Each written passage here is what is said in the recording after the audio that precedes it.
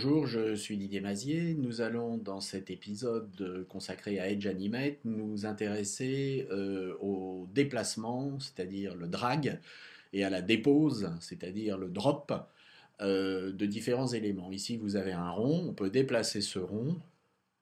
Alors évidemment, ici, vous voyez qu'il sort du stage, hein, de la scène, et ici, on va le déplacer sur un rectangle, et quand on va arriver sur le rectangle, on peut le lâcher, et ici, on a une alerte éventuellement qui nous dit que le rond est bien docké au bon endroit. Alors, on va voir comment fabriquer tout ça dans Edge Animate, sachant que, ma foi, on a quand même quelques petits problèmes qu'on pourra régler ultérieurement. Il n'y a pas d'aimantation, le rond n'est pas soit à l'extérieur, soit à l'intérieur, hein. Il peut même être ici, vous voyez, pas tout à fait à l'intérieur et néanmoins être considéré comme docké, mais c'est une bonne approche sur le drag and drop et dans des épisodes ultérieurs, nous poursuivrons et améliorerons notre méthode. Pour commencer, nous allons préparer le travail, nous allons commencer par créer notre rond et nous allons lui donner une couleur. Par exemple, on peut être dans les oranges. Voilà. Et puis nous allons créer notre rectangle.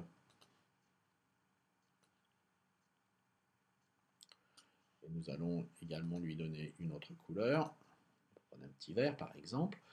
Et nous avons tout de suite un problème, c'est que le rectangle ayant été créé après le rond, il se trouve devant. Il est important de resélectionner ce rond et ici de préciser qu'on va le mettre au premier plan. Ensuite, nous allons faire un clic droit et convertir en symbole le rond. Nous allons l'appeler rond. Alors, si possible, tout minuscule. Et puis, nous allons sélectionner notre rectangle et nous allons le convertir en symbole et nous allons l'appeler rectangle.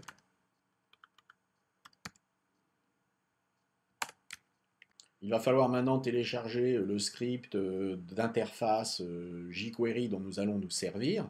Donc vous allez aller sur jQuery UI pour userinterface.com et une fois sur ce site, vous allez cliquer sur Custom Download et vous allez ici choisir ce dont vous avez besoin. Donc vous n'avez pas besoin de tout, donc vous pouvez tout décocher et puis vous allez avoir besoin du cœur de l'interface utilisateur qui va permettre de référencer la souris, les différentes positions, etc. Et vous allez avoir besoin de l'interaction. Une fois que ça va être fait, vous allez downloader, faire un téléchargement et ce téléchargement va être compressé.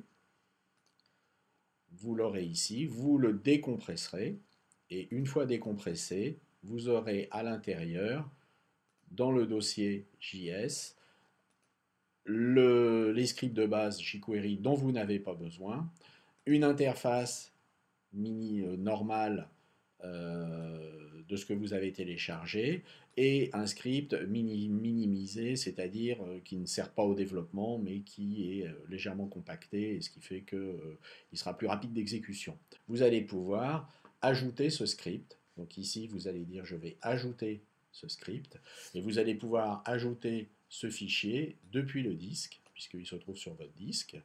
Vous allez aller chercher le fichier dont vous avez besoin.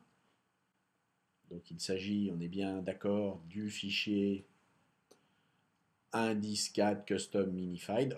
Éventuellement, depuis la publication de cette vidéo, les versions auront été incrémentées, mais vous avez compris le principe. Vous allez l'ouvrir et votre fichier va être joint. Lorsque vous allez enregistrer ce document, et que vous allez l'appeler par exemple drag, vous allez le mettre dans votre dossier drag and drop, vous constaterez que dans le dossier JS, le fichier que vous avez téléchargé et que vous avez choisi a bien été incorporé. Alors les symboles sont prêts, le fichier est incorporé, il va falloir maintenant au niveau de la scène, c'est-à-dire ici du stage, ajouter un script qui va dans les actions d'ouverture référencer le script que vous venez d'importer dans le dossier JS. Donc en action d'ouverture et si possible on composition ready, vous allez ajouter la fonction suivante qui est yepNop, parenthèse, croche, nop, crochet carré. Et puis ici, il va falloir référencer là où se trouve le script que vous avez importé. Il se trouve à l'intérieur d'un dossier JavaScript, JS, et son nom se trouve ici. Donc je peux très bien copier le nom et puis aller le reproduire ici. Alors n'oubliez pas de préciser que c'est à l'intérieur d'un dossier JS. Voilà, donc en référence relative. Et puis, vous allez, pour l'instant, faire l'essentiel de l'import de votre fichier. Mais ce n'est pas tout. Vous allez ajouter les lignes suivantes qui vont déterminer que votre rond sera bien l'élément que l'on pourra glisser, sur lequel on pourra agir, donc qui sera draggable. Alors, il y a encore un petit peu de code à réécrire, function init, symbole, point, dollar, etc. Et ici, le nom de votre symbole. Donc si vous l'avez appelé rond, eh bien c'est long. Et puis maintenant, pratiquement, vous avez terminé la première partie, c'est-à-dire que votre rond est draggable, c'est-à-dire que vous allez pouvoir le glisser. Alors on va faire un aperçu dans le navigateur. Et ici, vous voyez qu'on peut déplacer notre rond. Pour que le rectangle soit considéré comme une aire d'accueil, il va falloir le préciser. Nous allons revenir dans le code au niveau de la scène. Et vous voyez que ici, on a prévu une fonction sur ce symbole. Ici, c'est la fin de notre fonction. Et puis ici, on est dans les différentes fonctions. Donc on va rajouter une ligne. Et ici, vous allez rajouter les lignes suivantes. Vous allez ici positionner le rectangle, si bien entendu votre rectangle s'appelle rectangle, et ici on peut même ajouter une alerte au niveau du drop. Alors on verra qu'on peut faire aussi d'autres choses, mais ici par exemple, ça c'est fait. Voilà, donc c'est la boîte d'alerte qui s'affichera. Alors on va maintenant vérifier dans le navigateur que ça fonctionne. On a bien le rond, on a bien le rectangle, le rond peut se déplacer, et lorsqu'on amène le rond dans le rectangle, vous voyez qu'on a une boîte d'alerte qui nous dit ça c'est fait, et on considère que le rectangle est docké. Alors par contre, avec ce système, le rectangle peut ressortir du rond, et puis s'il est partiellement sur le rectangle, ben, on considère qu'il est quand même docké, ce qui n'est pas forcément toujours idéal.